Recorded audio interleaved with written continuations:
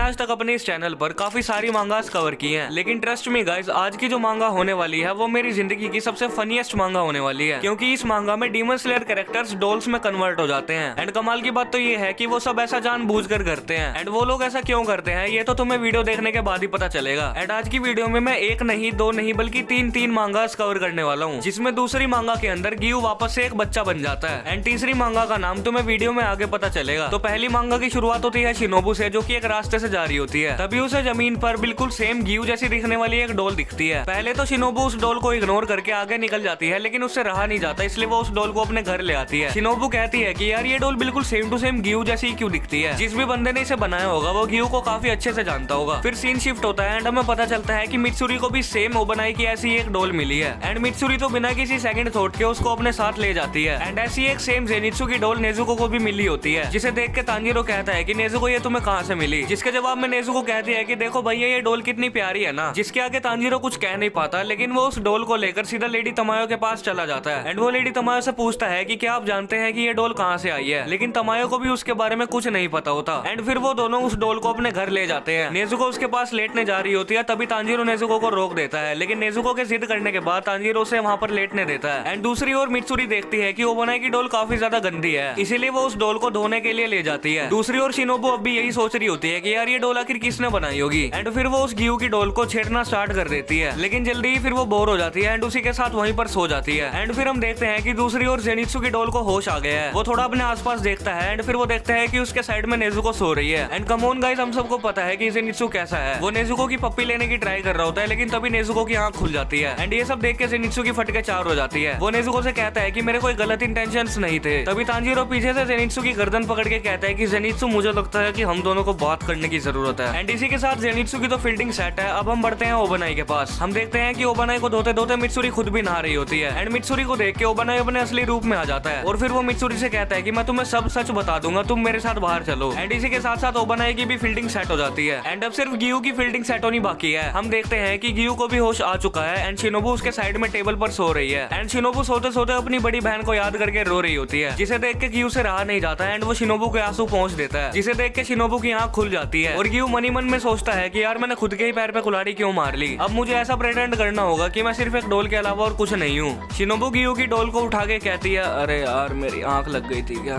Shinobu Giyu की doll को पकड़ के कहती है कि ऐसा लगता है कि तुम्हारी वजह से मुझे काफी अच्छा सपना आया, तुम और अच्छे होते अगर तुम्हारा डिजाइन गियू जैसा ना होता तो। एंड ये सब सुन के गियू अपने असली रूप में आ जाता है। फिर हमें कुछ टाइम बाद का सीन दिखाया जाता है, जहाँ पर गियू के गाल पर 2 चांटों के निशान छपे हुए थे। एंड शिनोबू से कहती है कि यार वो डॉल थी तो बड़ी प्यारी। फिर गियू कहता है कि जब तुम सो रही थी तो मैंने देखा था कि तुम अपनी बड़ी बहन को याद कर रो रही थी। अगर तुम बहुत ज्यादा दुखी हो तो तुम मुझे गले लगा सकती हो। जिसके जवाब में शिनोबू गियू को इतनी जोर से चाटा मारती है कि वो वापस से अपनी डॉल वाली फॉर्म में आ जाता है। एंड इसी के साथ गियू की भी फील्डिंग सेट हो जाती है एंड ये मांगा भी खत्म होती है। एंड इससे पहले मैं अगली मांगा स्टार्ट करूं, मेरी तुम सबसे सिर्फ एक ही रिक्वेस्ट है कि मेरे चैनल को एक सब्सक्राइब कर देना, क्योंकि मैं अपने इस चैनल पर ऐसे ही मांगा रिलेटेड कंटेंट्स डालता रहता हूँ। तो अब अगली मांगा स्टार्ट होती है टेनगेन से, जिसने अपने मिशन के लिए जेनित्सु, तांजीरो और इनोस्के को लड़कियां बना रखा होता है। वो शिनोबू से कहता है कि देखा मैंने कितना बढ़िया मेकअप किया है, ये तीनों बिल्कुल लड़कियां लग रही है। जिसके जवाब में शिनोबू कहती है कि वाओ कितना बेकार मेकअप है, चलो कोई बात नहीं मैं इसे ठीक कर देती हूँ। शिनोबू कहती है कि मैं तुम्हारा मेकअप सही करूंगी, मुझे मेकअप करना काफी ज्यादा अच्छा लगता है, तुम सिर्फ साइड में खड़े होकर देखो, सारा काम मुझ पर छोड़ दो। चलो सबसे पहले तुम्हारे माथे का स्कार हटाने के लिए थोड़ा पाउडर लगाते हैं। एंड जब तक तुम्हारे होठों पर लिपस्टिक नहीं लगेगी तब तक तुम लड़की भी नहीं लगोगे। एंड तुम्हारा हेयर स्टाइल भी काफी ज्यादा बेकार है, तो चलो तुम्हारा हेयर स्टाइल भी चेंज करते हैं। एंड फिर हमें 1 घंटे बाद का सीन दिखाया जाता है। शिनोबू कहती है कि ये मेकअप तो मेरी एक्सपेक्टेशन से भी ज्यादा अच्छा हो गया। फिर वो बाहर खड़े तीनों लोगों को अंदर बुलाती है एंड उन्हें कहती है कि अब तुम इसे देख सकते हो। एंड फिर हमें तांजीरो को फाइनल लुक दिखाया जाता है, जो कि बिल्कुल लड़की जैसा ही लग रहा है। एंड भाई सच में शिनोबू ने तो इसका जेंडर ही स्वैप कर दिया, जिसे देख के टेनगेन, इनोस्के और जेनित्सु तीनों ही शॉक हो जाते हैं। एंड इसी के साथ ये वाली मांगा भी यहीं पर खत्म हो जाती है। एंड अब फाइनली अब हम बढ़ते हैं अपनी तीसरी और आखिरी मांगा की ओर। तो मांगा स्टार्ट होती है कुछ बदमाश डीमन स्लेयर से, जिन्होंने जेनित्सु और तांजीरो को एक पेड़ से बांध रखा होता है। वो कहता है कि तुम अपने साथ एक डीमन को लेकर घूम रहे हो, इसलिए तुम्हें पनिशमेंट देना तो बनता है, और तुम मुझे ऐसे क्या देख रहे हैं, कमा दो सोल्जर। वो बदमाश डीमन स्लेयर कहता है कि मैं तुझे पीट पीट कर तेरा भरता बना दूंगा और फिर तेरी डीमन बहन को तड़पती धूप के नीचे डेट पर भी लेकर जाऊंगा। जिसे सुनकर जेनित्सु का मूड खराब हो जाता है और वो इस डीमन स्लेयर के मुंह पे एक लात दे जड़ता है। एंड फिर जेनित्सु इन दोनों को पीट पीट कर इनकी हालत टाइट कर देता है। वो इन दोनों में से एक की गर्दन अपने पैरों से पकड़ लेता है, तभी दूसरा जब उसे बचाने आता है तो वो उसकी गर्दन उसके मुंह पर दे मारता है। एंड फिर बिल्कुल ओरा फार्म करते हुए कहता है कि do not test me, only I can date Nezuko chan. And तभी उसके नाक का बबल फट जाता है एंड उसकी नींद खुल जाती है। एंड फिर वो अपने पीछे पड़े हुए डीमन स्लेयर्स को देख के डर जाता है। एंड फिर जेनित्सु जोर से चिल्लाते हुए कहता है कि भाई तुम मर तो नहीं गए, ये सब करा किसने है। एंड ये वाली मांगा भी यहीं पर खत्म हो जाती है। एंड अगेन गाइस, अगर वीडियो पसंद आई हो तो वीडियो को हाइप कर देना और चैनल को भी एक सब्सक्राइब कर देना। बाकी मैं मिलता हूँ तुमसे एक और नई वीडियो में, तब तक के लिए पीस आउट।